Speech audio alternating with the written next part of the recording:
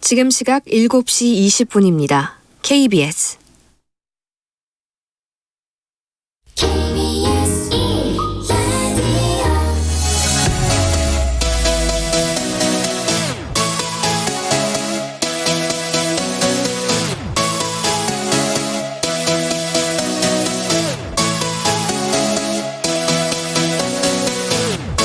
KBS 열린 토론.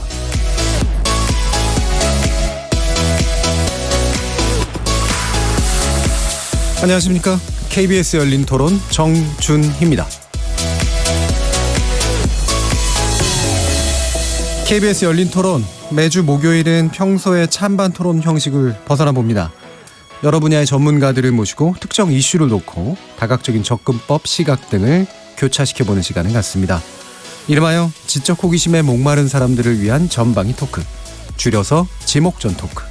일부에서는 출연자 중 한 분이 골라주신 주제를 가지고 다양한 의견을 나눠보고 있는데요. 오늘의 출연자의 픽은 나라를 걱정하는 과학자 이종필 교수께서 골라주셨습니다. 한 인간에게는 작은 발걸음이지만 인류에겐 위대한 도약이다. 달 착륙이라는 인간의 꿈이 현실로 바뀌어지는 순간 아폴로 11호의 선장이었던 닐 암스트롱이 했던 말입니다. 지구의 밤을 밝혀온 달에 인류가 첫 발을 내디딘 지 어느덧 반세기가 지났습니다. 세월이 흐르면서 우리의 기억에서도 멀어졌던 달과 우주가 이제 미국과 중국을 중심으로 달 탐사 경쟁이 다시 붙으면서 또다시 전 세계의 각축장이 되고 있습니다.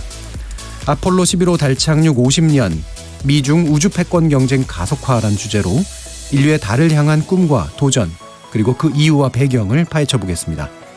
이어서 오늘의 제작진의 픽은 요즘 시위와 집회로 몸살을 앓고 있는 광화문 광장의 문제를 짚어봅니다.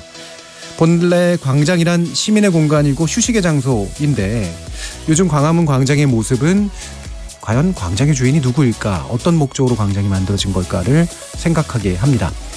다음 달이면 개장 10주년을 맞는 광화문 광장이 제 의미를 찾고 시민의 곁으로 돌아올 방법 어떻게 할 수 있을지 지목전에서 고민해 보겠습니다. KBS 열린 토론은 여러분들과 함께 만듭니다. 청취자분들도 지목전 토크 함께 하시면서 오늘 주제에 관련해 다양한 의견 보내주시기 바랍니다. 토론에 참여하실 수 있는 방법 안내해드리겠는데요. 문자로 참여하실 분은 샵 9730 누르시고 의견 남겨주시면 됩니다. 단문은 50원, 장문은 100원의 정보 이용료가 붙습니다. KBS 모바일 콩, 트위터 계정 KBS 오픈을 통해서도 무료로 참여하실 수 있습니다. 청취자 여러분이 KBS 열린 토론의 주인공입니다. 청취자 여러분의 열띤 참여 부탁드리겠습니다. KBS 열린 토론 지금부터 출발합니다. 살아있습니다. 토론이 살아있습니다. 살아있는 토론, KBS 열린 토론. 토론은 라디오가 진짜입니다. 진짜 토론, KBS 열린 토론. 자, 그럼 먼저 오늘 함께해 주실 분들 소개할 텐데요. 경제는 좋아도 우도 없다. 참 좋은 경제연구소 이인철 소장님 나오셨습니다. 안녕하세요. 이인철입니다. 자, 그리고 문화비평가 이태광 경희대 교수 나오셨습니다. 네, 반갑습니다. 이태광입니다. 나라를 걱정하는 과학자 이종필 건국대 교수 나오셨습니다. 안녕하세요. 이종필입니다. 그리고 규정을 거부한다. 한국여성변호사회 손정혜 이사 나오셨습니다. 안녕하세요. 손정혜 변호사입니다. 자, 이렇게 경제 전문가, 법률 전문가, 문화비평가, 그리고 물리학자까지 각기 다른 전공과 개성을 가진 네 분의 출연자와 함께 만들어가는 지적 호기심에 목마른 사람들을 위한 전방위 토크, 줄여서 지목전 토크. 오늘도 다양한 의견들 기대하겠습니다. KBS 1라디오 채널은 유튜브 영상으로도 생중계되고 있는데요. 유튜브에 들어가셔서 KBS 1라디오를 검색하시면 지금 바로 저희들이 토론하는 모습 영상으로 보실 수 있습니다. 팟캐스트로도 들으실 수 있고요. 매일 새벽 1시에 재방송도 됩니다. 자, 이렇게 함께할 방법도 안내해드렸고요. 지목전 토크 출연자의 픽 지금부터 시작해보겠습니다. KBS 열린 토론. 우주 비행사가 그러니까 즉 인류가 달에 간다라는 거는 굉장히 위험한 작업이었습니다. 그래서 그런 위험한 작업을 어떻게 보면 애국심을 가지고 국가적인 충성심, 뭐 여러한 로열티 같은 거를 생각을 하고 그 여러 사람들이 이제 수행을 한 거였죠.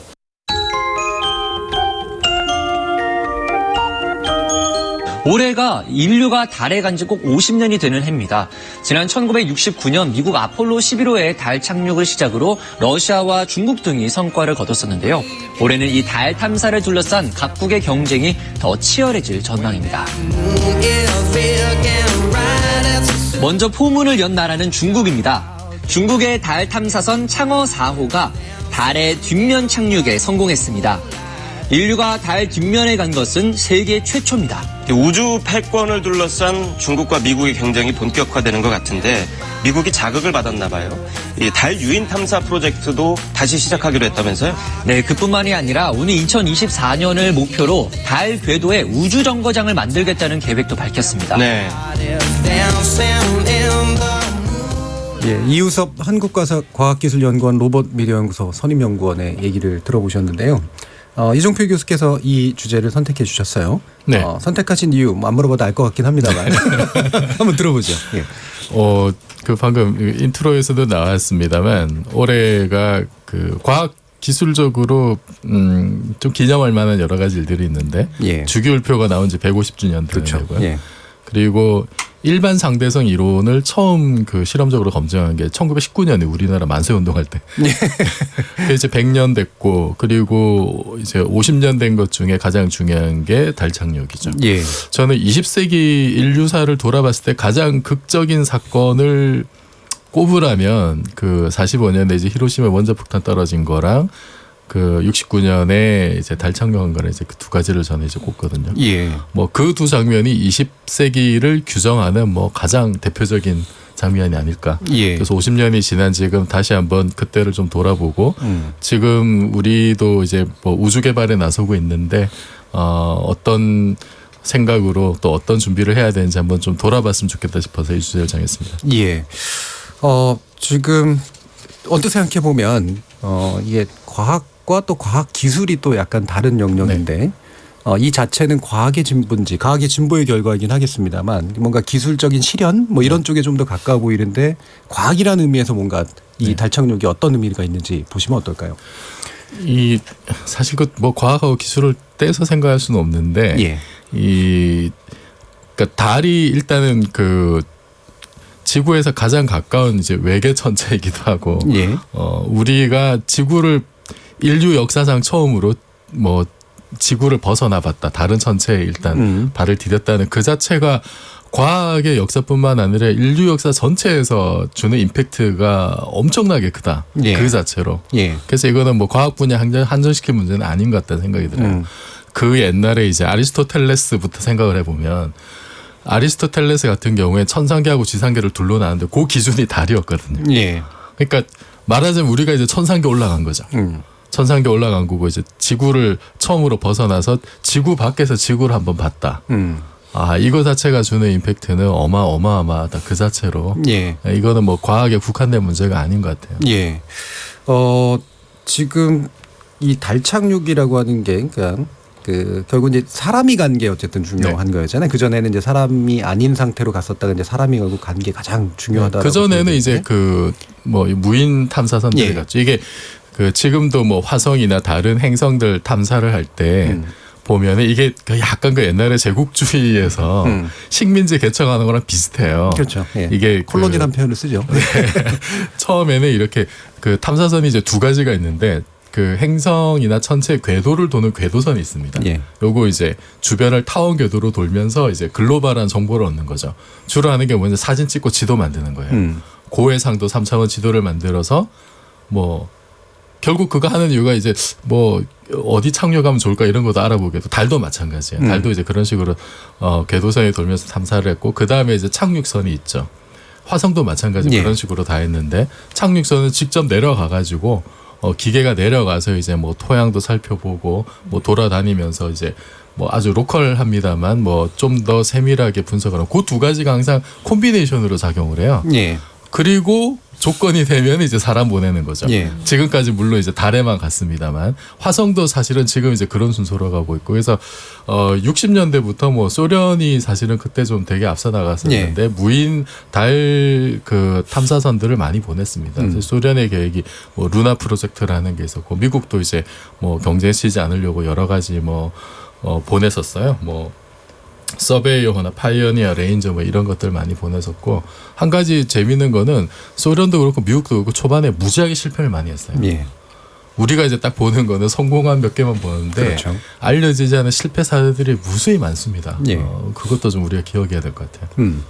이 얘기를 빼놓을 수가 없는데 달 착륙은 안 했다라고 하는 음모론. 예, 음모론들이 굉장히 많잖아요. 네. 일단 이 부분은 이태강 교수님이 보시기에 예, 문화적 현상일 것 같은데 상당 부분은 그렇죠. 이제 금방 그 이정표 교수님 말씀하신 것처럼 이 달 착륙이라는 것은 인류에 있어가지고 형이상학의 종언을 말하는 거거든요. 예. 이제 그 형이상학이라는 것이 이제 종교적 형이상학을 말하는 것이고 신만이 이제 우리를 내려다봐야 되는데 인간이 가서 이제 지구를 내려다보는. 그래서 많은 분들이 이제 종교의 어떤 종언 이제 이런 이야기를 하죠. 하지만 인간의 의식이라는 것은 이제 또 종교를 창출하기도 하기 때문에 역설적으로 말하면 이제 그런 음모 이론들은 실질로 이제 그걸 부정하는 거죠. 예. 그런 현실적인 어떤 그런 사건들을 부정하고 또 다른 이제 세계를 만들기 위한 어떤 그런 스토리를 만드는데 그게 바로 이제 음모론이에요. 예. 그 음모론은 우리가 모든 사실을 다 아는 것이 아니다라는 것이고. 항상 그러니까 어떤 미지의 영역을 남겨두는 것이죠. 예. 그래서 이제 이게 어떻게 보면 대중들이 가지고 있는 총체성에 대한 열망, 그러니까 우리가 모든 걸 다 알아야 된다라고 하는 열망을 반영하는 것이기도 하고, 이제 그래서 보통 음모 이론을 다루는 영화들은 대부분 보면 외계인이라든가 예. 이제 이런 것들이 등장하죠. 하지만 이제 한 가지 재밌는 것은 그렇다고 해가지고 이렇게 뭐 신이 있다든가 이런 식의 음모 이론을 말하지는 않는다는 거예요. 예. 정부가 거기에서 외계인을 숨기고 있다. 또 예. 정부가 뭐 달에 가지 않았는데 마치 달에 간 것처럼 조작을 했다. 이런 식의 어떤 정부의 어떤 음모론을 제기하는 식으로 예. 문화가 이때 전도가 됐죠. 그러니까 과거처럼 그냥 이 모든 것들이 사실은 인간의 어리석음을 나타내는 것이다 이렇게 말을 하는 게 아니라 지동설처럼 예. 이렇게 말을 하는 게 아니라 이제 정부가 이제 우리들로 하여금 뭔가 사실을 감추고 있다라는 식의 이야기를 하게 되는 거죠. 그래서 그 음모론 자체도 상당히 이제 유물론적이라 말할 수가 있어요. 그러니까 실질적으로는 달에 가는 이유도 인간이 이 우주에서는 가장 이제 고등한 지금까지 알려진 바대로의 고등한 생물 그것이 과학적 입장인데 이제 그런 입장에 따라 달에 가게 된 거잖아요. 그런데 그것은 인간이 지금까지 실현해 왔던 그런 과학이 어느 정도의 실현성을 가지고 있다는 걸 증명하는 것이었기 때문에 예. 더 이상 이제 종교가 과학을 부정할 수 없게 된 거예요. 이게 굉장히 큰 사건이었고 그러다 보니까 이런 음모론이 생긴 거 아닌가 싶어요. 예. 그 음모론도 보면은 스스로를 과학을 부정하지 않고 과학의 그렇죠. 방식으로 이제 음모론을 이제 입증하려고 하잖아요. 과학의 방식으로 음모론을 반박하신다면 그 굉장히 중요한 지적인데요. 예. 그 요즘 나오는 이제 특히 이런 거 유사과학이라고 그래요. 예. 설명 방식이 과학적 방법론을 차용하고 있어요. 그렇죠. 예. 그래서 그냥 언뜻 들을 때는 이게 뭔가 전문가들의 어떤 검증된 사실들을 나열하는 게 아니냐 이런 생각이 들 정도로. 근데 저는 먼저 이제 말씀드리기 전에 이 음모론 내지는 이런 의혹을 가지는 자세는 되게 좋은 자세라고 봐요. 의심하는 자세. 네, 의심하는 자세. 예. 이게 사실은 과학을 발전시키는 원동력이기도 하고. 예. 그런데 하나 주의할 거는 기존의 확립된 팩트를 예. 거부할 때는 그럴 만한 충분한 근거가 있어야 된다. 예. 확립된 팩트를 능가하는 이점 이런 게 있어야 되는데 지금까지 나온 것들은 그러지 못하다. 달 착륙에 대해서 뭐 대표적으로 나오는 게 이제 공기가 없는데 왜 성조기가 펄럭이느냐 뭐 이제 이런 그렇죠. 거라든지 예. 뭐 그 분화 이렇게 그 우주선 엔진이 이렇게 연료 분사를 하면은 뭐 이게 뭐 무슨 구덩이가 생겨야 되는데 뭐 안 그렇다라든지. 예. 뭐 왜 찍은 사진 중에 저기 별이 안 보이냐 뭐 이제 이런 네. 기본적인 것들이 많이 있고 거기에 대한 의혹을 제기하면서 여러 가지 과학적으로 보이는 예. 서술들을 쓰고 있는데 그거는 그 일단 아폴로 계획 전체나 이제 실제로 그 11호가 착륙했던 그 당시의 정황 이런 거를 좀 면밀하게 더 살펴보지 않아서 나왔던 오해 네.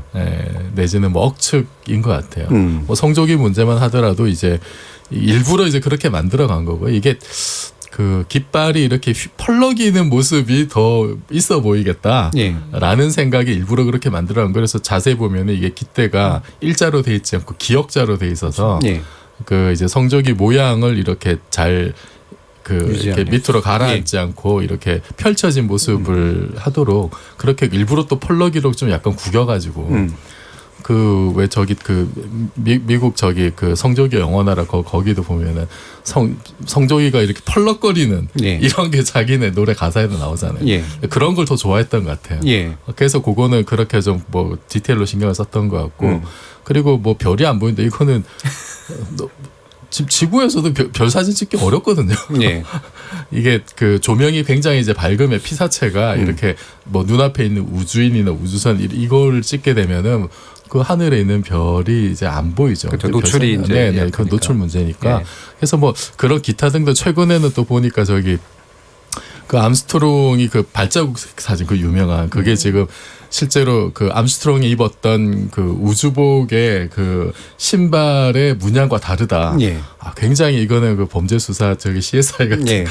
이런 그래서 가짜다 이제 이런 얘기 나오는데 실제로 그 달 표면에 내릴 땐 덧신을 신고 이제 내려가서 또 예. 그것도 뭐 별로 근거가 없는 걸로 음. 뭐 여러 가지 더 많은데 뭐 다 이제 반박할 수 있는 네.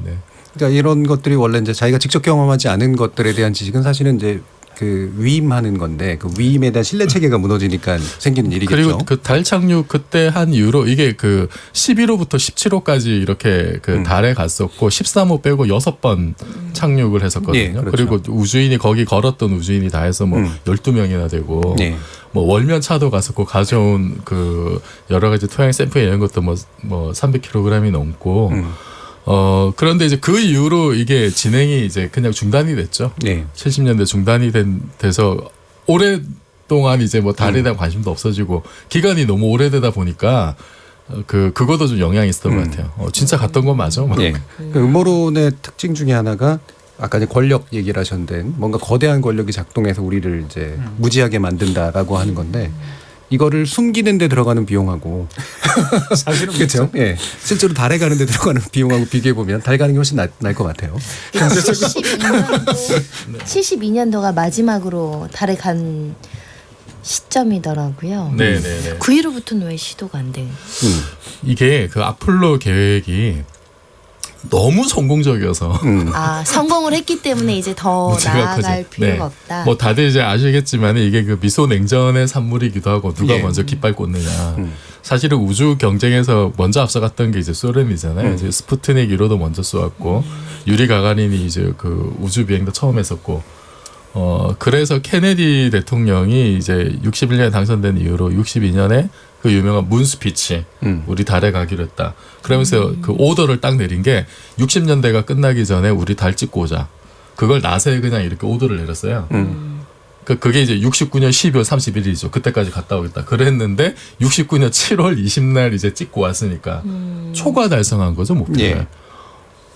그 다음부터는 사실 좀 사람들의 관심도 시들해지고 정치적인 목적을 달성했고 과학자들은 계속 가고 싶어 했죠. 예. 왜냐하면 여러 가지로 또 이제 살펴볼 것도 많고 하니까 너무 성공적이어서 예산이 빨리 잘려버린. 그래서 이제 닉슨 대통령 때 뭐 그냥 이제 이후로도 계속 그 18호부터 20호 뭐 이런 게 준비돼 있었는데 그 뒤로 이제 다 잘라버렸죠.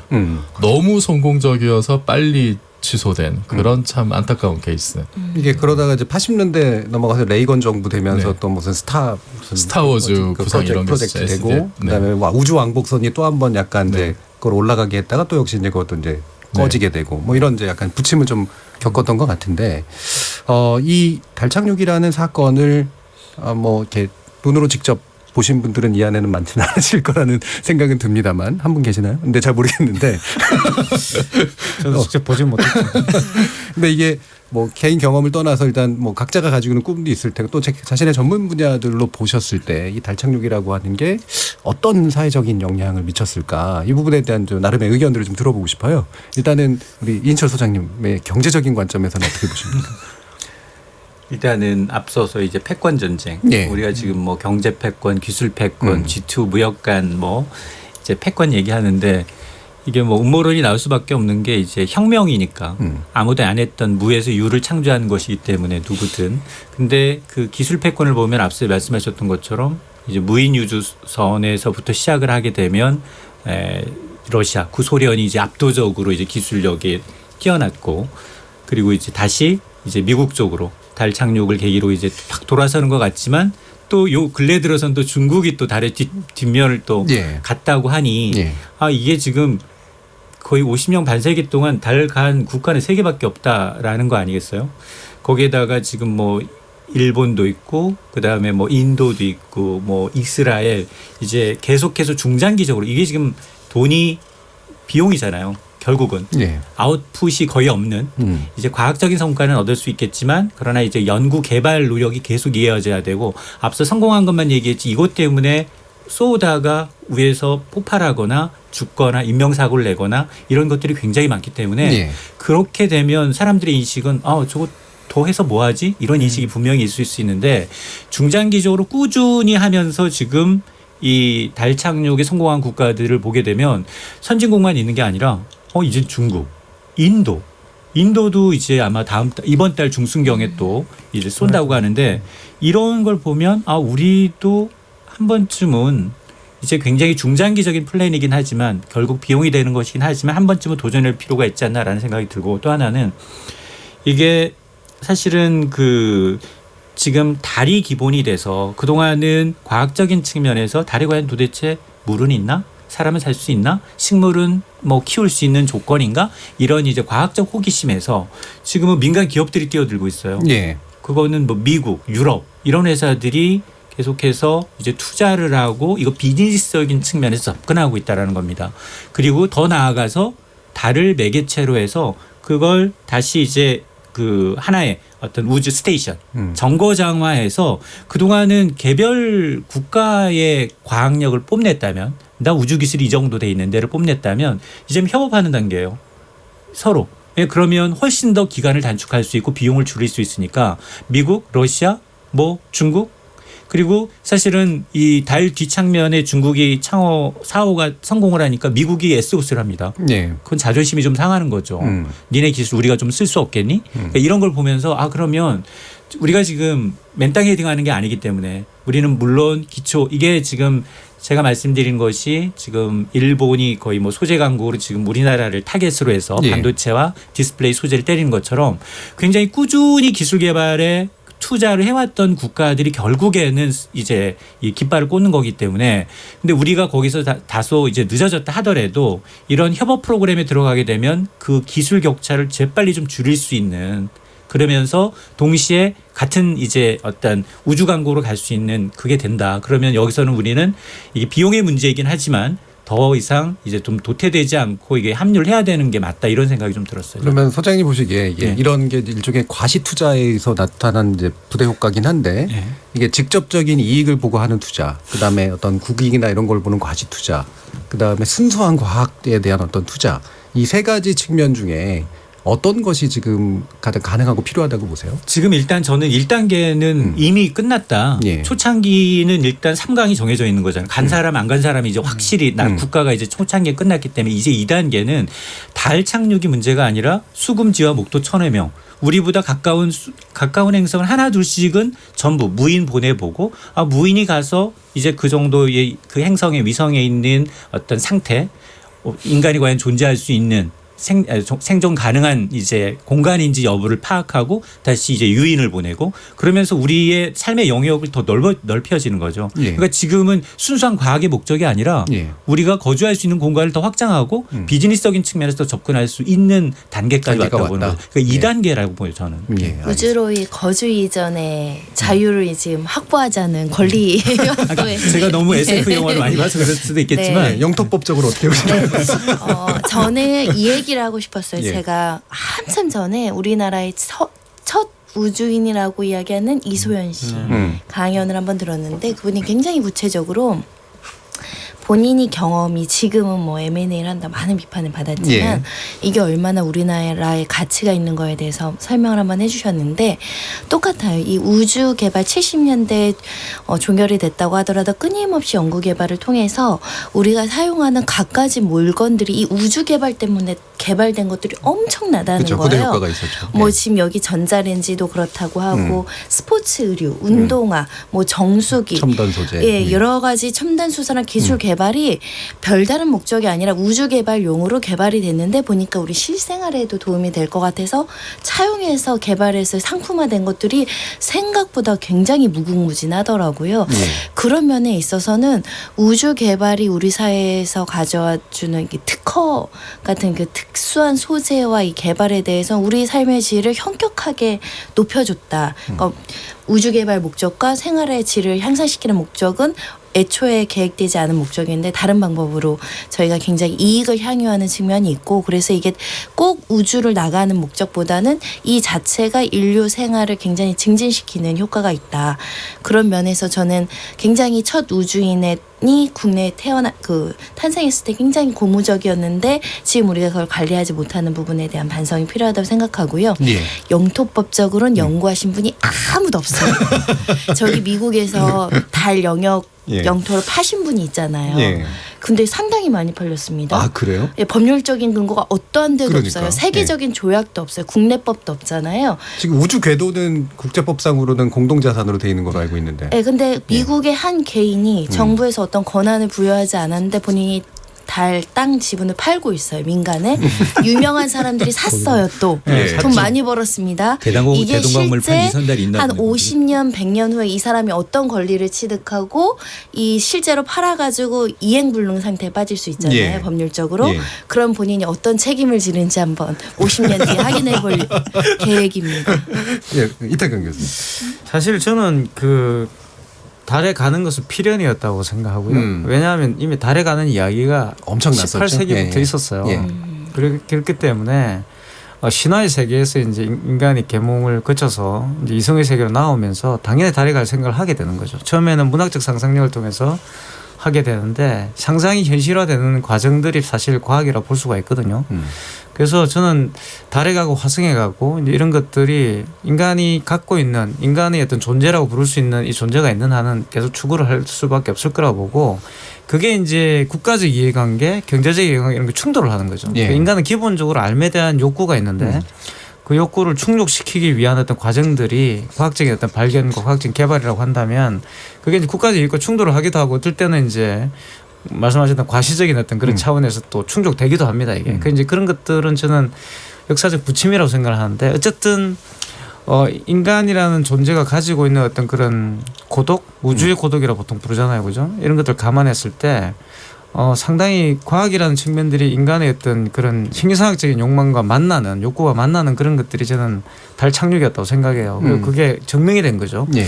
그래서 저는 개인적으로 생각할 때 이런 겁니다. 그냥 과거에는 그냥 생물학적인 어떤 동물로서 인간이 존재했다고 한다면 달 착륙이라는 어떤 굉장히 물질적 증거가 우리에게 보여주는 것은 인류라는 굉장히 고차원적인 그러니까 과거에는 형이상으로는 존재했지만 이제는 하나의 실체로서 인류라는 개념이 생긴 거죠. 예. 이건 상당히 다른 개념이라고 봐요. 그리고 예를 들어서 컨택이라는 그런 영화 같은 걸 보시면은 계속 우주 신호를 보내가지고 이 우주에 인간만이 고등생물이 아닌 그러니까 우리가 서로 이해할 수 있는 어떤 고등한 지능을 가진 존재가 있을 수 있다라고 생각하는 그 자체가 사실은 과거에 인간이 신을 갈구하던 것과 상당히 유사하게 닮아 있거든요. 하지만 이건 훨씬 더 다른 차원의 문제가 되는 것이고 그래서 저는 어쨌든 차원은 달라졌지만 계속 이게 추구될 거라고 생각해요. 그리고 이게 뭐 인류가 이제 이 지구상에 사라지지 않는 한 대단히 어떤 중요한 어떤 역할을 할 것이라고 보고 그 사실은 달 착륙 이후에 한번 보시면 아시겠지만 스타트rek이라든가 수많은 또 굉장히 구체적인 어떤 그렇죠. 그런 과학적인 나가죠. 지식을 활용한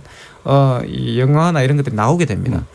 점점 더 이제 많은 것들이 나오게 되고 지금도 보시면은 굉장히 좀 설득력 있는 이야기들이 많이 나와요. 최근에 제가 본 영화 중에 그 어날레이션이라는 영화를 제가 본 적이 있는데 굉장히 저는 충격적이었어요. 그게 뭐냐 그러면 이제 우주에서 생물이 오는데 이제 말 그대로 이 유전자를 조작하는 생물이 오는 거죠. 이게 종의 어떤 경계를 다 허물어뜨려 버리는 거죠. 그렇게 되면 사실 생명이라는 개념이 정말 무한해지는 거거든요. 이런 것들도 사실 굉장히 과학이 이제 철학의 영역에서 우리의 사유를 어떤 바꾸는 그런 역할들을 해준다는 걸 알 수가 있는 그런 영화를 통해서 그래서 상당히 많은 무한한 가능성들이 열려 있는 거 아니야. 그리고 달 착륙이라는 것도 앞으로 점점 더 상당히 많은 어떤 대중들이 이 문제를 인지할수록 저는 더 이제 욕구가 커질 것이다 이렇게 생각하죠. 실제로 그 최초의 영화 중에 하나이자 특수 효과를 쓴 최초의 또 영화가 달달아 여행인가 그랬잖아요. 네. 그렇죠? 예. 그래서 그게 이제 그 당시 상상력에 이미 충격이었죠. 있었던 그렇죠. 많은 사람이 그때는 진짜 같다고 생각하고 그렇죠. 그런 적도 있었다고 그러더라고요. 자, 그러면 그 이동필 교수님이 보시기에 지금 아까 이제 그 중국 이야기를 하셨잖아요. 그리고 미러 간의 뭐 어떤 협업이라든가 이런 게 실제로 가능하다고 보세요. 어떤 한 면에서 보면은 또 다시 이제 과시 투자가 되는 것 같고 또 어떤 면에서는 뭔가 협력이 되고 있는 것 같기도 하고. 그 둘이 뭐 병존할 수밖에 없을 것 같아요. 근데 뭐 이제 국제 우주 정거장도 있고 거기 이제 여러 나라들이 같이 함께하고 있는데 뭐 이제도 잠깐 말씀드렸습니다만 21세기 특히 이제 20세기, 21세기 넘어가면서 이제 한 나라만 감당하기에는 힘든 일들이 많아졌어요. 그게 뭐 어느 힘센 나라, 돈 많고 힘센 나라 하나만 해서 알던 시기를 이제 넘어선 거죠. 인류 전체의 자산을 모아야만 가능한 그런 일들이 프로젝트들이 많습니다. 우주 개발도 저는 뭐 그 중에 이제 대표적인 예라고 봐요. 그래서 이런 추세는 가속화될 거다. 그런데 그게 단지 그렇게 뭐 협력만 할 거냐. 협력 속의 경쟁도 이제 분명히 있을 거고요. 하지만 우리가 그 아까 저기 그 이인철 소장님 말씀하셨듯이 그 협력의 기회가 어쨌든 많이 열릴 수밖에 없는 객관적인 상황이고 거기에 우리가 얼마나 많은 기회를 좀 가지고 참여를 하느냐 굉장히 지금 우리가 좀 잘 생각을 해봐야 될 문제 같아요. 예. 이 중국이 그 달에 가게 된 것이 되게 센세이션했던 이유가 이제 미소를 벗어난 것뿐만이 아니라 사실 달의 뒷면에 간 거잖아요. 그렇죠. 그 뒷면에 가는 게 상당히 어렵고 거의 불가능에 가깝다고 느껴졌던 일이었었는데 그게 가능하게 됐던 기술 같은 거 이런 건 뭐죠? 그 사실 뭐 이제 달 뒷면을 그 달이 항상 이렇게 그 달이 자정 주기와 공전 주기가 같아서 그렇죠. 같은 면만 보여주는 한쪽 면만 보여주는데 그 이거는 이제 뭐 뉴턴 역학적으로 이제 그런 결과가 나올 수밖에 없는 일이 있고 그래서 우리는 지구에서는 달의 앞쪽 면만 보지만 사실 아까 말씀드렸던 이제 달 탐사선들이 달 궤도를 돌고 하면서 달 뒷면도 이제 많이 봤었어요. 예. 그 뭐 옛날에 이제 그 소련의 아까 말씀드렸던 루나 같은 경우에도 그 루나 3호가 이제 이미 59년에 가서 이제 달 뒷면 처음 봤었고요. 예. 뭐 사진도 이제 찍어서 보내고 아폴로가 유인 가기 전에 이제 아폴로 8호가 그 이제 그 달 선해 비행을 이제 합니다. 훈련하면서 거기서 이렇게 뭐 찍은 사진들도 있고. 그러니까 달 뒷면을 처음 본 거는 아니에요. 아니고 처음 본 거는 아닌데 착륙한. 이제 거기 착륙한 게 이제 처음이죠. 착륙한 게 처음이고, 근데 이제 착륙을 하면 그냥 달 궤도를 도는 거는 이거는 그냥 케플러 법칙에 따라서 그렇죠. 궤도 안에만 들어가면 도는 거는 이거는 그렇게 어렵지는 않은데 이제 착륙을 하게 되면 이제 가장 큰 문제가 통신 문제겠죠. 아무래도 달 뒷면이니까. 그렇죠. 그 여러분 그 옛날에 영화 인디펜던스 데이를 보시면 이제 뭐 외계인이 통신하는데 위성을 띄고 뭐 이런 얘기 나옵니다. 제가 옛날에 봤던 데는 달에 뒤가 없더라 뭐 이런 네, 거기 이제 뭐 외계인들이 살고 막 이제 이렇죠. 네, 외계인이 없다는 외계인이 없다는 거는 이제 옛날부터 그렇게 이제 알고 있었고 이제 착륙을 하면은 이게 통신이 필요한데 그래서 중국이 이번에 이제 통신 위성을 이렇게 띄워가지고 먼저 달에 그거를 이용해서 실제 달 착륙이 가능하다라는 걸 이제 보였다는 거. 그 자체가 일단은 좀 획기적인 면이 있고 그리고 달 뒷면이 이제 앞면하고 뒷면이 이제 달이 앞면만 이렇게 보이니까 그 지질학적 구조나 이런 게 좀 많이 다르거든요. 예. 그래서 그 지질학적 구조가 다른 것이 이제 달의 생성, 달이 만들어진 게 지구가 태어나 우리가 항상 이게 출생의 비밀이 궁금하잖아요. 과학자들도 마찬가지예요. 출생의 비밀. 지구 출생의 비밀, 뭐 이제 달의 출생의 비밀 이런 게 궁금한데 달 뒷면을 조사하면은 그 출생의 비밀도 좀 이제 알 수 있지 않을까. 거기서 이제 뭐 이제 샘플 가져온다든지 이런 게 이제 상당히 연구에도 도움이 되겠죠. 그렇죠. 지구에서 떨어져 갔다는 설, 뭐 외계인이 갖다 놨다는 설 여러 가지가 있으니까. 여러 가지 설이 가장 황당한 게 히틀러가 거기 가 있다. 어쨌든 히틀러가 거기 없다는 건 이제 증명된 거죠. 그래서 사실 중국이 우리 그 전 세계에서 중국하고 일본을 무시한 나라는 우리나라밖에 없잖아요. 근데 중국이 사실은 옛날에 이제 그 뭐 선저우 그 유인 우주선 띄운 지가 벌써 오래됐고요. 그리고 지금 탱궁이라는 우주 정거장 가지고 있고 우주선 도킹 기술도 가지고 있고요. 뭐 우주 강국입니다. 우주 강국. 절대 무시할 수 없는 나라고 우리가 뭐 많이 오히려 배워야 될 이런 나라고 뭐 일본도 마찬가지고요. 일본 같은 경우에는 지금 그 2007년에 그 보냈던 이제 그 탐사선이 있어요. 가구야라고. 얘가 최근에 이제 밝혀낸 바에 따르면 달 표면에 그 굉장히 이제 동굴이 있다. 용암 동굴 같은데 아주 커서 이게 뭐 길이가 뭐 50km 정도 되고 뭐 넓이도 넓고 이게 또 왜 중요하냐면은 이제 달에 만약에 사람이 살면 저런 데가 살기 좋지 않을까라는 거죠. 그러니까 이제 달 기지에 대한 생각까지도 이제 좀 그 현실의 문제로 이제 고민을 하는 단계까지 들어간 거예요. 거주 가능한데. 네, 거기서 지금 중국이나 일본이나 굉장히 우리 지금 주변의 아시아 국가들이 상당히 적극적으로 나서고 있다. 예. 알겠습니다. 자, 그러면 뭐 재밌는 얘기들은 여러 가지가 있겠습니다만 또 후반부 광장 토론도 또 재미있을 것 같기 때문에 일단 전반부 토론 여기까지 할 텐데요. 지금까지 토크가 진행되는 동안 청취자분들께서 보내주신 의견 한번 들어보겠습니다. 정의진 문자캐스터. 네, 안녕하십니까. 문자캐스터 정의진입니다. 아폴로 11호, 달 착륙, 미중 우주 패권 경쟁 가속화란 주제로 청취자 여러분이 보내주신 문자 소개해드리겠습니다. 먼저 콩 아이디 3269님. 진짜 암스트롱이 달에 1969년도에 간 거 맞습니까? 음모론을 제기하는 1인입니다. 콩 아이디 여상영님. 예전에 아폴로 달 착륙 등 역사적 사건 때마다 세계 여러 나라에서 나오는 기념 메달, 금화, 은화, 우표 등을 많이 모았었는데요. 지금 생각해도 대단한 일들이었다고 생각합니다. 오늘도 흥미진진하게 듣게 되네요. 콩 아이디 권영묵님. 과학이 이렇게 빠른 속도로 발전하다가는 AI가 인류를 대신해 우주를 정복하는 거 아닌지 걱정되네요. 콩 아이디 3699님. 안녕하세요. 혹한을 견딜 수 있는 일상화된 첨단 소재 역시 우주인과 연결되지 않는 것이 없다고 봅니다. 라고 해주셨고요. 콩 아이디 호우시절님. 언젠가는 달로 휴가 가는 세상도 오는 건가요? 혼자 여행 가기 나쁘지 않을 것 같네요. 달. 콩 아이디 레이님. 미소 경쟁에 이은 미중의 우주 경쟁. 인류가 또 한 번 우주를 향해 도약하는 계기가 될 것 같네요. 이런 경쟁은 좋은 것 같습니다. 콩 아이디 8833님. 달 뒷면에 착륙한 게 이렇게 중요한 건지 몰랐습니다. 중국이 탄력을 받았네요. 중국이 미국을 이길 것 같습니다. 라는 의견 주셨습니다. 네, KBS 열린 토론. 지금 방송을 듣고 계신 청취자 모두가 시민 농객입니다. 문자는 샵 9730으로 참여하실 수 있고요. 단문은 50원, 장문은 100원의 정보 이용료가 붙습니다. KBS 콩, 트위터 계정 KBS 오픈을 통해서도 무료로 참여하실 수 있습니다. 청취자 여러분들의 날카로운 시선과 의견 기다립니다. 지금까지 문자캐스터 정의진이었습니다. 예, 청취자들의 직접 참여로 이루어지고 있는 KBS 열린 토론. 청취자들께서 보내주신 의견 한번 받아봤습니다. 오는 7월 20일 아폴로 11호의 달 착륙 50주년과 함께 또다시 불고 있는 각국의 달 탐사 경쟁 그리고 협력, 인류의 꿈과 도전까지 지목전 토크 출연자의 픽에서 함께 얘기 나눠봤습니다. 여러분께서는 KBS 열린 토론과 함께하고 계십니다.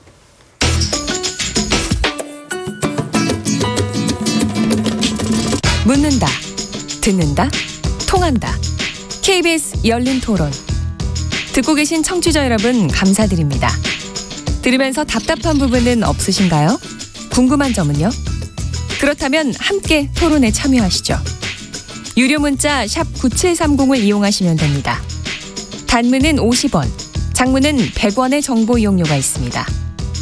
스마트폰 어플리케이션 KBS 모바일 콩을 통해서도 무료로 참여하실 수 있습니다. KBS 열린 토론은 언제나 열려 있습니다. 듣고 계신 KBS 열린 토론은 매일 밤 1시에 재방송됩니다. 시민들이 잠시 쉴 수 있는 공간? 뭐 아이들과 같이 나와서 뛰어놀 수 있는 공간? 그게 광장 아닙니까? 광화문 광장에 보면 뭐 이렇게 천막도 많이 쳐져 있잖아요. 농성 천막이라 하죠. 안타깝죠. 인터넷상에서 사람들이 그 소통을 많이 하다 보니까 광장에서 직접 만나서 얘기하는 거는 많이 줄어든 것 같은데, 광장은 서로 편안하게 그리고 상대를 배려하면서 얘기할 수 있도록 공간을 제공하는 역할을 하면 좋을 것 같아요. 광장은 세월을 뺏기 전에 떠오르지 않습니다. 모든 분야, 좌든 우든 다 같이 사용할 수 있는 광장이 되었는데, 지금 광장이라면 자기들만의 광장, 광장을 통해서 시민들의 의사가 자유롭게 표출될 수 있으면 좋겠습니다. 민주주의의 하나의 공식적인 장소로서 소수의 목소리도 낼 수 있는 곳이 광장이라고 생각을 합니다. 그런데 점거 이런 단어들이 많이 떠오르다 보니까 광장이 오히려 어떻게 보면은 제 기능을 하지 못하고 있지 않느냐라는 생각도 듭니다. 가장 크게 많이 떠오르는 게 저는 이 여의도 광장. 산림 녹화를 하기 전에 대통령 선거라든지 이런 거 할 때는 뭐 어마어마하게 운집이 돼 있었지 않습니까? 보니까 광장이라는 의미가 한편으로 좋으면서도 옛날하고는 좀 틀린 것 같아요. 뭐 시민들이 모이면 모일 수 있는 거고 가서 쉬면 쉴 수 있는 거고 그렇게 자연스럽게 만들어놔야 실질적으로 그게 광장의 의미라 이거죠. 지적 호기심에 목마른 사람들을 위한 전방위 토크 두 번째 주제는 우리에게 광장이란입니다. 참 좋은 경제연구소 이인철 소장, 문화비평가 이태광 경희대 교수, 물리학자이신 이종필 건국대 상호교양대 교수, 그리고 한국여성변호사의 이사이신 손정혜 변호사 네 분과 함께하고 있습니다. 자, 이 광장 이것도 한번 이제 돌아가면서 뭐가 떠오르는지, 뭐가 연상되는지를 한번 세대를 또 알 수 있는 그 중요한 재료인 것 같은데요. 일단은 이인철 소장님 뭐가 떠오르세요? 그러니까 저도 사실은 이제 앞서서 이제 여의도 광장도 얘기하고 예. 그 나라마다 이제 대표적으로 광장이 있잖아요. 저는 5.16 광장 얘기하실 줄 알았는데.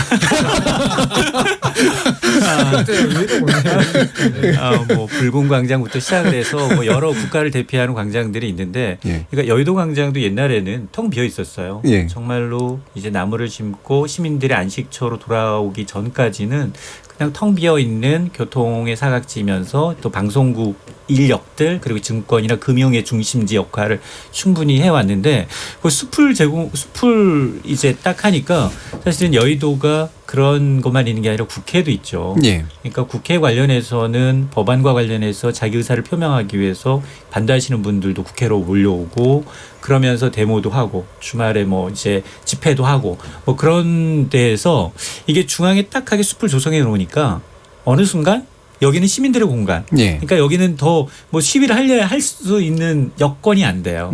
그러다 보니까 약간 교통은 불편하지만 정말 이제 뭐 전경버스가 차로 하나를 다 막고 있고 그리고 정말로 주말에 올라와서 쉬하시는 분들은 국회 쪽으로 모여들어서 하는 그런 형국이었거든요. 그러다가 어느 순간 전부 다 광화문 쪽으로 또 예. 쏠려가요. 왜냐하면 인원도 워낙 많은 데다가 여기가 다 수용이 안 되고 그러니까 또 그쪽으로 가면서 이 광장의 의미가 여의도 광장은 충분히 이제 앞서서 인터뷰에서 이제 들으셨던 것처럼 시민들이 원하는 정말 이제 여가를 즐기고 시민들의 생각을 대변하는 그런 광장으로 이제 충분히 활용도가 높은데 광화문 광장은 과연 그렇게 되고 있나라고 하면 주말에 가보면 차 막힐 때 많고요. 그리고 이제 워낙에 또 각종 단체가 먼저 선점하기 위해서 미리 집회 신고를 해놨기 때문에 그걸 또 기준에 따라서 또 하는 사람 뭐 이제 누가 이제 서울시 조례 규칙에 맞느냐 뭐 이런 거에 따라서 이제 뭐 어떤 분들은 허가가 되고 어떤 분들은 허가가 안 되다 보니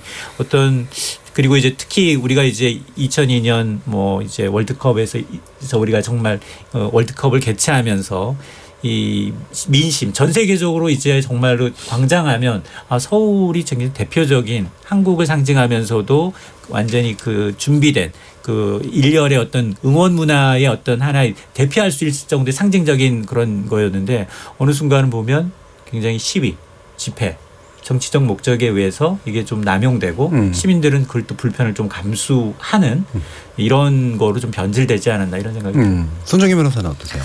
저는 광화문 광장을 굉장히 자주 보는데 예. 저도 집회 시위 장소로 이제 각인이 될 수밖에 없는 근데 집회 시위 장소라는 게 이렇게 익숙해져서요 일상생활처럼 엊그저께도 엄청 많아서 어떤 분이 생방송을 펑크내는 바람에 제가 갑자기 호출돼서 갑자기 대타를 들어간 경우도 있는데 왜냐하면 평소보다 30분을 더 돌더라고요. 너무 익숙해서 집회한다 해서 이미 일찍 와 있었고 근데 제가 각종의 단체를 굉장히 몇 년 동안 자주 봤는데 그냥 이제는 익숙하기도 하고 가장 효과적으로 나의 의사표시를 할 수 있는 곳이 광장이고 앞에 청와대 있고요. 각종 주요 국가기관들 모여 있는 장소잖아요. 그래서 그냥 의사표현에 직결된 어떤 정치적인 장소라고 저는 각인이 되고 있습니다. 이태광 교수님은 이 문화적으로도 좀 보실 것 같은데 네. 서양 광장하고도 또 사실 뭐 비교해보고 광장은 이제 서양 문화의 그렇죠.产物이고요. 예. 왜 이제 서양의 도시들이 광장을 만들었냐 그러면 이제 결국 그게 또 계몽주의 산물인데요. 이제 아테네를 흉내냈던 거죠. 아테네 아고라를 흉내냈던 건데 사실 처음에는 광장은 그렇게 좋은 의미 우리가 이야기한 지금 민주주의하고는 관계가 없었습니다. 그거는 이제 전제 군주의 어떤 그런 힘을 보여주는 것이었어요. 그래서 특히 파리 같은 경우가 오스망이라는 이제 그 남작이 그 파리를 재개발을 하는데 이전까지 파리는 굉장히 지저분하고 이제 굉장히 좁은 통로를 가지고 있는 전염병이 도는 그런 안 좋은 이미지를 갖고 있던 도시였는데 말 그대로 뉴타운 사업을 합니다. 이 사람이 나와서 19세기에. 근데 그때 이 사람이 뭘 하냐 블루바드라는 걸 만들어요. 대로라는 걸 만드는데 이 대로는 목적이 뭐냐 그러면 시위대를 막기 위한 것이었어요. 그 당시 이제 좁은 골목으로 다 이제 모여가지고 시위를 이제 하고 뭐 주로 이제 폭동을 일으키는 거죠. 이제 그런 폭동을 못 일으키게 하려고 이제 섹터별로 전부 다 이렇게 도시를 구역을 지은 거죠. 그게 바로 블루바드였는데 무슨 문제가 생겼냐면 이제 그러면서 경제 개발이 되면서 많은 이제 이 농민들이 이제 도시로 몰려오지 않습니까? 노동자가 되기 위해서. 인구수가 너무 많아진 거죠. 예. 그러니까 그 블루바드를 증가하고 이제 시위를 하기 시작하는 게 이게 바로 이제 민주주의가 되는 거거든요. 예. 그러니까 우리나라에 들어온 이제 광장의 모습은 바로 여기에 더 가까운 것이죠. 그러니까 이미 이제 밀집된 인구들이 거주하는 도심 내에 이제 그 오픈 공간을 만들게 되고 그런 공개된 공간 내에서 사람들이 모여서 이제 어떤 주장을 하게 되고 처음에는 이제 오락을 하다가 이제 점점 이제 정책 주장을 할 수도 있게 되니까 이제 주장을 하게 되는 것이었고 그게 지금 이제 우리에게는 어떤 광장의 이미지가 된 것 같아요. 그러니까 궁극적으로는 이제 아테네의 어떤 아고라에서 출발했지만 또 한동안은 또 그게 그런 인구를 통제하기 위한 어떤 수단으로 쓰이다가 다시 이제 본래의 목적, 그러니까 다시 말하면 민주주의적인 어떤 그런 의미를 갖는 공간으로 바뀌게 된 것이죠. 그런데 여기에 또 우리의 광화문 광장이라든가 여의도 광장은 사실 이제 원래 그 전제군주적인 어떤 그런 광장의 이미지에 더 가까웠잖아요. 프레이드를 한다든가 국군의 날에 뭐 이렇게 행진을 한다 이런 식의 어떤 권력의 어떤 힘을 보여주는 것에 가까웠다고 한다면 광화문 광장은 시민들 스스로가 만들어낸 광장이라는 생각이 들어요. 그래서 같은 광장이 좀 다르지 않느냐는 생각이 들고 그리고 또 재밌는 게 제가 그 조선시대 연구하시는 학자분한테 들었는데 원래 광화문이 원래 그런 장소였답니다. 모여가지고 원래도 항상 이렇게 상소를 올리고 가장 그 예전에 조선시대 왕이 무서워했던 것이 지방 유림들이 상투를 풀고 그 광화문 광장에 집결하는 것이래요. 육조거리 있는 가장 두려워했다고 그러더라고요. 그게 모이면 이제 진짜 들어줘야 되는 문제가 발생하기 때문에 그래서 그 당시에도 광장은 상당히 조선시대 지금 광화문 광장은 좁았겠지만 지금의 광장보다 좁았겠죠. 하지만 어쨌든 그 지역 자체가 굉장히 그런 의미를 갖고 있는 곳이었다는 거죠. 1395년 조선왕조 시절에 정도전이 태조위명을 받아서 육조거리를 본떠서 만든 게 광화문 광장의 시초라고 말씀할 그 말씀인데 굉장히 전통적인 장소이네요. 그러면요. 과거에는 이제 광화문 광장이 아니라 사실은 세종대로였었고 되게 좁은 이제 섬 같은 데였잖아요. 그렇죠. 이거를 서울시가 어쨌든 넓히는 결정을 하면서 그게 물론 사람들이 이미 도로를 몇 번 점거했었지만 그게 이제 넓혀지면서 실제로 모이는 공간으로 되는 어떤 그 공간적 변경도 좀 있었던 것 같은데 이종필 교수님은 이런 광화문 광장에 대한 나름의 기억이나 경험 같은 거 있으십니까? 저는 그 광장하면 일단 광화문 광장이 옛날에 제가 이제 그 대학 시절에 학생 운동하면은 종로 쪽에서 광화문 쪽으로 진출하려는 학생과 그거를 길을 쓰고 막는 전경들이 항상 대체했던데. 그렇죠. 진출해본 경험이 있으세요? 못 나갔어요. 못 나갔죠. 절대 못 나갑니다. 그렇죠. 엄청나게 강하게 막았으니까. 네, 그래서 2002년에 그 이제 그 우리 축구 응원할 때, 야 이런 날이 오는구나 싶었고, 네. 그리고 그 이제 탄핵 전국에서 이제 촛불 시위할 때요. 그때는 그 어디까지 시위대가 갔었냐면은 그 저기 효자동 넘어서 거의 뭐 이제 청와대 바로 앞까지 갔었잖아요.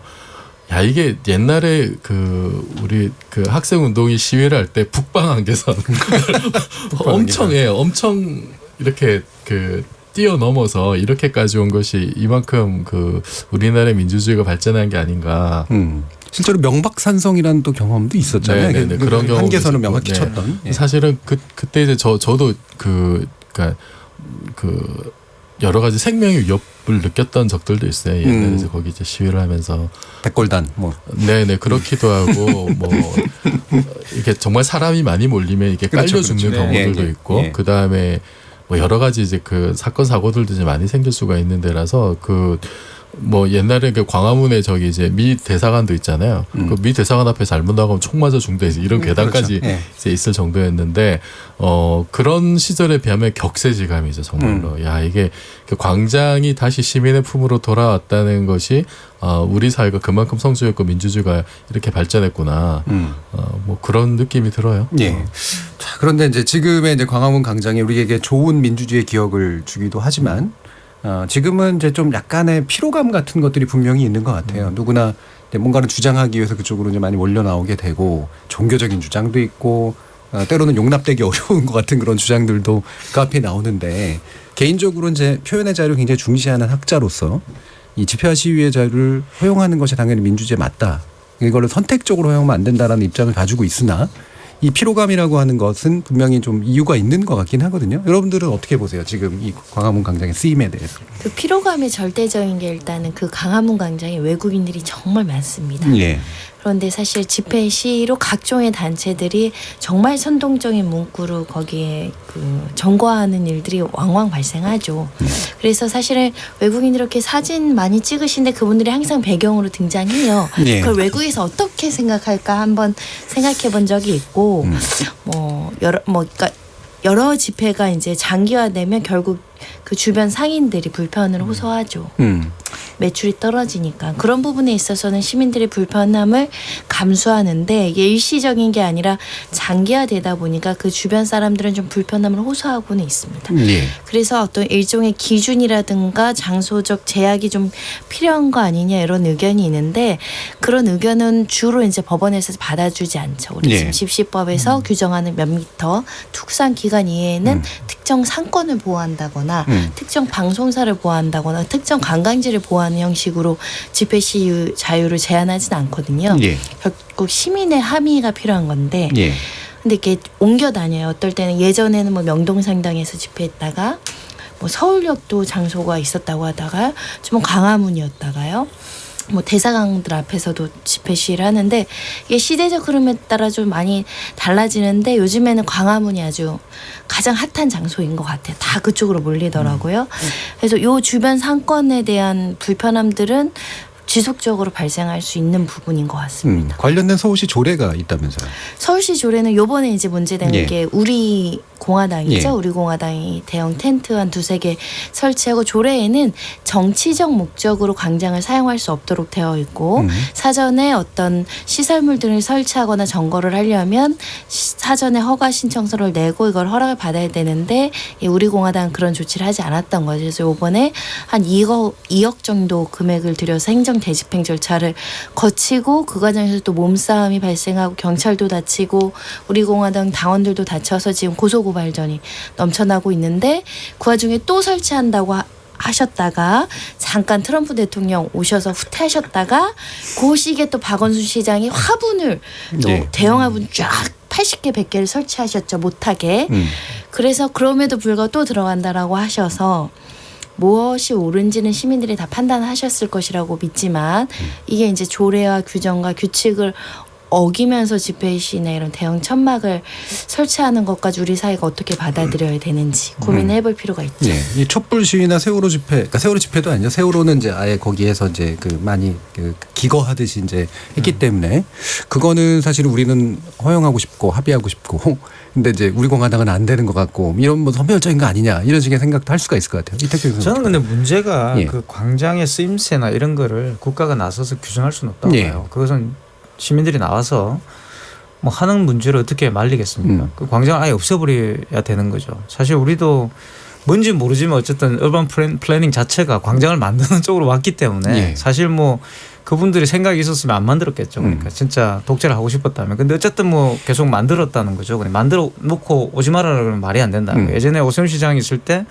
그 뚝섬에다가 광장을 만들었어요. 거기다가 뚝섬이 원래는 뭐 아무것도 없다가 거기를 예. 만들어 놓으니까 10대들이 와가지고 거기서 뭐 스케이트보드 타고 뭐 난리가 나니까 또 이제 그 학부모들이 막 걱정을 하는 거예요. 우리 애들이 나쁜 머리 빠지는 거 아니냐. 그럼 뚝섬을 안 만들어야 되는 거죠. 그러니까. 근데 사실 만들어야 되잖아요. 또. 그러니까 이게 이제 저는 충돌이 되는 것 같은데 어쨌든 법이나 이런 것도 있는 이유도 시민의 권리라는 대의를 위해서 있는 것이기 때문에 저는 그거는 쓰임새는 제가 볼 땐 축소한다든가 지금 방식으로 화분을 갖다 놓고 이런 것도 저는 사실 그렇게 저는 동의하진 않아요. 왜냐하면 과거에도 그랬기 때문에. 예, 그러실 것 같아요. 근데 어쨌든 다만 저는 그 우려스러운 것은 말씀하신 것처럼 가서 보면요. 이 구호들이 가관이에요.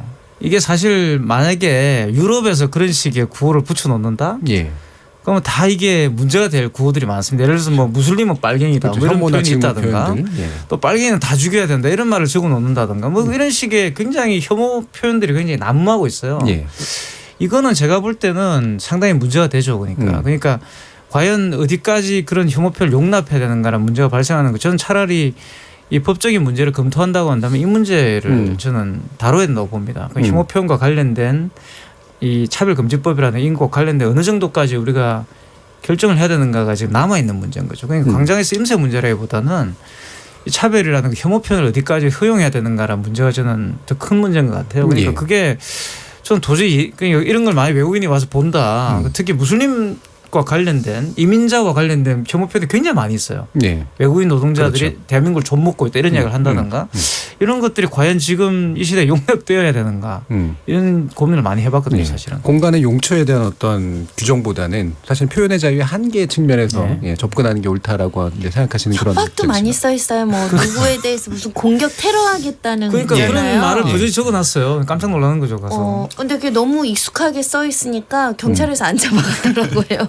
근데 그런 것도 되게 중요한 것 같아요. 법이 없잖아요. 근데 너무 처벌할 수 있는 법이. 그런 표현들이 계속해서 많아지니까 익숙해져가지고 어떤 면에서 핵심 무의식적인 그걸 너무 용납되는. 선동하는 그 주체 측의 한 사람 정도는 이제 뭐 예전에 구속한 전례도 있고 위협행위에 대해서 처벌을 하는데 그렇게 이제 들고 계시는 너무나 광범위하게 일어나는 위법행위에 대해서 좀 간대한 문화가 있는 것 같아요. 전 그게 쟤네는 원래 저래 이런 정서가 있잖아요.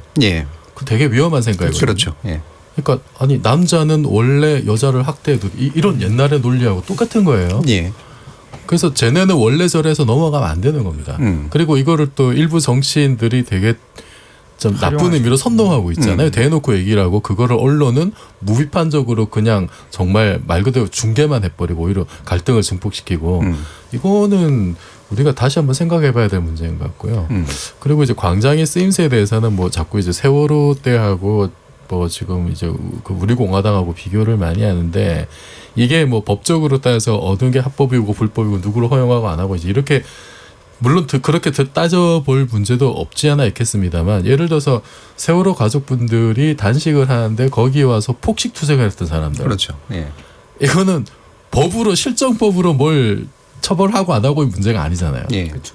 그 사람들은 법을 어기진 않았습니다만 이게 과연 인간의 탈을 쓰고 할 짓인가라는 문제가 있다는 거죠. 그러니까 이거는 근본적으로 우리가 합법과 불법으로만 해결될 수 없는 그런 문제가 있다. 그리고 지금 광장의 사용을 두고 여러 가지 논란이 많은 것이 저는 새로운 사회적 합의를 찾아 나가는 과정 속에서 진통이라고 봐요. 우리가 그 광장을 저렇게 만든 것도 사실 그렇게 역사가 오래되지 않았고 그리고 저걸 어떻게 쓸 것인지에 대해서도 사실은 이제 조금 길게 보자면 2002년 월드컵 때 정말로 이 레드 컴플렉스가 강한 나라에서 온 국민이 빨간 옷 입고 나가가지고 그 광장을 다 이렇게 점거를 했던 완전히 그 해방구를 만들었던 뭐 이제 이런 그런 경험들이 2002년이니까 뭐 좀 되긴 했습니다만 뭐 21세기에 들어와서 이제 그 새롭게 만들어진 거고 거기서 촛불 혁명을 했던 것도 이제 2016년이고 그렇게 상징성 우리가 새로운 의미와 상징을 만들어 나갔기 때문에 뭔가 얘기를 하고 싶은 사람들이 자꾸 광화문으로 오는 거라고 봐요. 그런데 지금 예를 들어서 이제 그 지금 우리 공화당 같은 경우에 그때 U20 축구 결승전 할 때는 그분들이 먼저 자리 잡고 있어가지고 축구협회에서 그 광화문 길거리 응원전을 못했어요. 못했는데 트럼프 대통령 온다니까 자리를 비켜줬거든요. 그러면 그분들에게는 우리나라 축구 대표팀 결승전보다 이것도 사상 최초 얼마나 온 국민이 기뻐했습니까? 그거보다 남의 나라 대통령 오는 게 더 좋은 건가? 이제 그런 것들 사람들이 이제 앞으로 판단을 하겠죠. 판단을 하고 그리고 뭐 거기서 여러 가지 좀 이렇게 지나가는 사람들에 대해서 이제 어떤 행위들을 하는지 이런 거를 판단을 하면서 우리가 그럼 저런 정치 세력들 저런 사람들이 여기서 어떤 행위를 하고 이런 것을 시간이 지나면서 결국은 우리가 좀 참고 인내하면서 이거를 바로잡아 나가는 뭔가 기회가 있을 때는 뭐 다른 식으로 이제 뭐 정해진 절차에 따라서 뭐 선거를 통할 수도 있겠습니다만 그런 여러 가지 방식을 통해서 좀 우리의 새로운 어떤 그 뭐 관습이라든지 새로운 문화를 만들어 나가는 과정이지 않을까. 이게 뭘 법으로 정하고 이렇게 될 문제는 아닌 것 같고 뭐 뭐 저는 당분간은 이런 좀 혼란과 충돌은 좀 불가피하다. 불가피하지만은 어쨌든 우리가 이거를 하나의 과정으로 받아들이고 새로운 어떤 좀 성숙한 전통을 만들어 나가기 위해서 좀 다 같이 노력해야 될 것 같습니다. 저는 우리 공화당이 이번에 문제 관련해서 굉장히 심각한 인식의 오류를 본 것이, 그러니까 논리가 이거잖아요. 세월호 집회는 되고 우리는 왜 안 되냐. 형식 기계적 논리로 따지면 그 논리가 맞아 보이지만 그 주장의 근거는 세월호 집회가 정치적인 목적이었다라고 판단한 거죠. 그렇죠. 근데 모르겠습니다. 제 사람들이 그걸 주변과 정치적인 일반적인 프레임으로 것은 많이 봐요. 세월호의 문제는 그 당시 인권의 문제였죠. 우리 사회의 안전사고에 대한 문제였고 국가의 책임에 대한 우리 사회에서 공감대를 가질 수 있는 부분이 분명히 있었기 때문에 여러 조례나 이런 거를 불구하고 그렇게 허용이 됐었던 것인데, 똑같은 선상에서 저기도 정치 문제하고 우리도 정치적으로 이용하는데 왜 안 되느냐는 등가식으로 얘기해서 오히려 우리 공화당이 지지를 잃었던 게 아닌가, 그런 면이 좀 있습니다. 그러니까 이게 광장이라는 게 시민이나 국민들의 의식이 굉장히 중요하잖아요.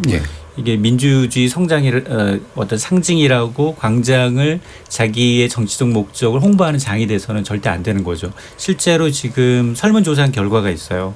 리얼미터가 이제 CBS에 의뢰해서 이제 우리 공화당이 광화문 광장 천막 철거하는데 찬성 여론에 대한 결과를 했더니 지금 성인 남녀 500명을 조사했더니 지금 10명 가운데 6명이 철거하는데 찬성이라는 겁니다. 그러니까 한 62.7%가 철거해야 한다고, 철거하지 말아야 된다, 그대로 둬야 한다라는 주장은 26%예요. 그러니까 지금 뭐 광장에서 당연히 정치적인 말을 할 수 있죠. 그건 자유죠. 그런데 그런 걸 이제 똑같이 어떤 특정 세력이 이제 앞서 얘기했던 것처럼 뭐 세월호라든가 똑같은 지위를 이용해서 그걸 이제 전유물처럼 사유화한다는 건 안 된다는 건데요. 이게 지금 전국의 19세 이상 성인 남녀 500명이었고 이제 신뢰 수준 표정 편차 플러스 마이너스 4.4포인트입니다. 이거 얘기 안 하면 PD님이 사유서 써야 되니까 이거 얘기해야 돼요. 그래서 이게 좀 정치적 생활을 아무리 뭐 표현한다는 건 자유겠지만 적어도 시민들이 불편해한다라는 거는 인지를 해야 되는데 그걸 부정한다고 있는 게 문제입니다. 실제로 이게 정과한 게 문제가 아니라 그렇게 민원이 많이 들어왔다는 거예요. 지나가시는 분들한테 여러 가지 민원이 많이 들어와서 서울시 입장에선 민원을 받았으면 해결해야 되는데 이게 반복적이니까 어쩔 수 없는 조치였다라고 하더라고요. 이게 또 이제 민주주의의 여러 가지 원칙이라고 하는 것을 제일 잘 쓰는 존재들이 민주주의를 부정하는 극단 세력인 경우들이 되게 많잖아요. 이게 사실 일종의 딜레마인데, 이 부분이 이제 관습과 함께 의식도 높아져야 된다. 그리고 법은 이제 뭐 최소한의 어떤 방식으로 접근해야 된다. 정도가 이제 지금 우리가 얘기할 수 있는 거긴 합니다만, 혹시라도 이제 뭔가 지금 다른 이야기 같은 거 하실 분 없어요? 저는 그 방금 말씀하신 부분, 그러니까 지금 우리 공화당 같은 경우에 사실은 뭐 당명도 그렇습니다만 박근혜 또 이제 그 더 올라가면 박정희 대통령으로 연결되는 거잖아요. 그래서 그분들은 이제 박정희 대통령이 뭐 근대화를 잘했고 이제 민주주의는 좀 이렇게 뒷전으로 해도 된다. 여전히 이제 그런 인식들이 있는 것 같아요. 그런 분들이 광장을 이용하는 단계에서는 그 다른 사람들이 그 박정희 시절에 핍박받았던 사람들이 피를 흘려서 이룩한 민주주의의 어떤 결과물, 성과들을 자기들만 독점적으로 이용을 하려고 하면서 결국은 근데 그분들의 궁극적인 정치적 목적은 뭐냐면 다시 박정희 시절로 돌아가는 거잖아요. 그거를 이용해서 민주주의, 다른 사람들의 피로 이룩한 민주주의를 이용해서 그 열매를 따먹어서 다시 민주주의로 압살하려고 하는 이런 자기 모순적인 행태를 일단 보이고 있는 것 자체가 일단은 말이 안 된다. 뭐 다른 걸 떠나서 뭐 저는 그러더라도 그런 광장을 이용하는 것 자체를 뭐 무리하게 막는 거는 문제라고 봅니다만 일단 그런 건 우리가 좀 생각해봐야 되는 게 아닌가. 그리고 거기에 그 뭐 이렇게 그런 의견들에 동조하는 사실 시민들도 뭐 없지 않아 있겠습니다만 지금 이런 식으로 자기 모순적인 행동을 나타내는 것 자체는 이거는 결코 국민들의 지지를 받을 수 없다. 박정희를 좋아했던 사람들조차도 이거는 한번 좀 심각하게 생각해봐야 될 문제라고 봐요. 자, 뭐 이 부분에 대해서 또 청취자분들도 또 많은 의견들이 있으실 것 같아요. 그래서 청취자들이 보내주신 의견 또 몇 가지 들어보겠습니다. 정의진 문자캐스터. 네, 문자캐스터 정의진입니다. 우리에게 광장이란 주제로 청취자 여러분이 보내주신 문자 소개해드리겠습니다. 먼저 콩 아이디 8809님. 광장이란 민주주의의 상징이죠. 콩 아이디 YOS로 시작하는 청취자분. 여의도 광장은 KBS의 이산가족 찾기 운동으로 감동과 눈물로 온 국민이 밤을 지새웠던 광장의 성지라고 생각합니다. 그리고 광화문은 대한민국의 민주주의를 꽃피운 곳이라 오늘 토론 관심이 가네요. 콩 아이디 5451님. 저는 광장하면 무조건 좌파가 주인인가 하는 의문을 던지게 됩니다. 광장과 좌파 생각해볼 부분이 많다고 봅니다. 콩 아이디 김종문님. 집회 결사의 자유는 헌법상 권리니까 법을 지키는 선에서 인정해야 한다고 봅니다. 그 또한 시민들의 선택입니다. 콩 아이디 9361님. 오랜만에 이미 답이 정해진 편파적인 정치 토론 안 들으니 정말 좋습니다. 라고 보내주셨네요. KBS 열린 토론 지금까지 문자캐스터 정의진이었습니다. 자, 두 번째 토크까지 이제 끝이 났는데요. 그러면 이제 마무리하시면서 오늘 얘기하신 것 가운데 정말 꼭 한 요 얘기는 하고 가고 싶다라고 생각하신 거 있으면 아무나 자연스럽게 하시면 될 것 같습니다. 우리 이종필 교수님부터 할까요? 저는 아까 그 달 착륙 얘기를 하면서요. 케네디가 그 유명한 문 스피치하면서 그런 얘기했어요. 이게 쉬운 일에서 하는 게 아니라 어려운 일이기 때문에 하는 거다. 나라도 그렇고 개인도 그렇고 쉬운 결정만 해서는 안 된다. 때로는 어려운 결정해야 된다. 근데 우리나라는 지금 이제 독자적인 우주개발 전담 정부 기구가 없어요. 그래서 우주청을 신설하자는 얘기가 오래전부터 나왔는데 이게 지금 우리 여러 가지 여건상 어려운 결정일 수 있습니다만 지금이 어려운 결정을 할 수 있는 아주 중요한 시기다라는 생각 하나 좀 말씀드리고 싶고 광장과 관련해서는 이게 지금 그 광장은 자연스럽게 사람들 일상하고 연결이 돼야 되는 건데 지금 광화문 광장은 그 접근성이 아주 또 높진 않은 것 같고 뭐 대사관도 있고 뭐 여러 가지 공공기관 많고 좀 위압적이잖아요. 이참에 저는 좀 수도이전 같은 거 좀 해가지고 갑자기 수도이전으로 넓은 곳으로 좀 많이 좀 분산하고 광장은 정말로 좀 서울 시민의 품으로 다시 좀 더 돌려주면 좋을 것 같다는 생각했습니다. 알겠습니다. 이인철 소장님. 저도 이제 앞서 이제 그 우주선 문제 그리고 이제 우리나라가 이제 아직은 경제 성과에 비해서는 우주 패권에 대해서는 좀 동떨어져 있는 것 같으니까 이게 저는 일본의 요번에 이제 경제 보복을 건으로 해서 소재 산업 그리고 이제 과학 기술 기초 분야는 정말 중장기적인 그 측면에서 계속해서 좀 투자가 이루어졌으면 아직은 우리는 이제 밑빠진 독이 물볶기 수준이라 하더라도 과학 기술은 굉장히 빨리 발전할 수밖에 없기 때문에 가능한 한 복합 프로젝트에 참여를 하면서 기술을 좀 따라잡고 이걸 좀 해결했으면 좋겠습니다. 이태강 교수님. 우주 개발이라는 것이 단순하게 그냥 우주에 인류가 간다는 것보다는요. 또 우리가 가야 된다 이런 것보다는 지금까지 나온 것처럼 우리의 실생활의 어떤 그런 기술의 어떤 개발이라는 이런 것 밀접한 관련이 있기 때문에 산업적인 어떤 이해관계도 굉장히 높다고 봅니다. 그래서 소홀히 해서는 안 된다고 생각하고요.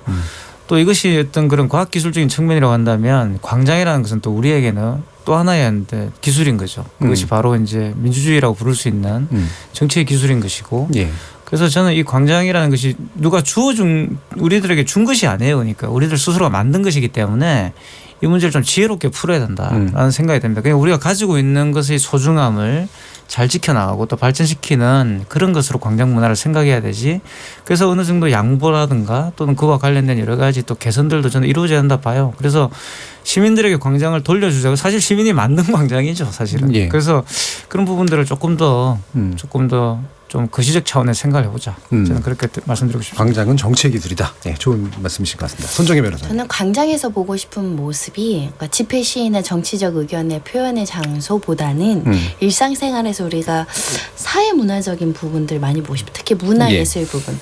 길 가다 보면 저기 기타 치시는 분들도 계시고 본인이 그림도 그려서 전시하시는 분들도 있고 이런 문화적인 생활 여가활동을 자연스럽게 즐기면서 집회 시위가 녹아가는 부분. 근데 지금 거기 가면 집회 시위만 한다라고 생각하니까 거기 잘 안 걸어 다니거든요. 그래서 볼거리가 좀 많고 우리 삶 속에서 조금 연결될 수 있는 표현의 자유가 나타나야 되는데 한쪽에 너무 치우쳤다. 정치적 의견 표현의 자유도 조금 세련되고 조금 완화되는 방법으로 우리가 좀 성숙할 필요가 있지 않을까 생각을 합니다. 집회의 표현력 문제를 얘기해 주셨습니다. 세게 한다고 전달력 있지 않아요. 굉장히 온화하게 그림으로 표현할 수도 있고 좀 했으면 좋겠습니다. 사실 촛불 시위 때도 그런 면들이 굉장히 많이 있었는데 그죠? 자, 오늘은 이렇게 KBS 열린 토론 매주 목요일이 준비하고 있는 우리 지목전 토크는 네 분의 전문가와 함께 아폴로 11호 달 착륙 50년 미중 우주 패권 가속화 그리고 우리에게 광장이란 두 가지 주제를 가지고 다양한 의견들을 나눠봤습니다. 오늘 함께해 주신 네 분 모두 감사합니다. 수고하셨습니다. 감사합니다. 저는 내일 저녁 7시 20분에 다시 찾아뵙겠습니다. 지금까지 KBS 열린 토론 정준이었습니다.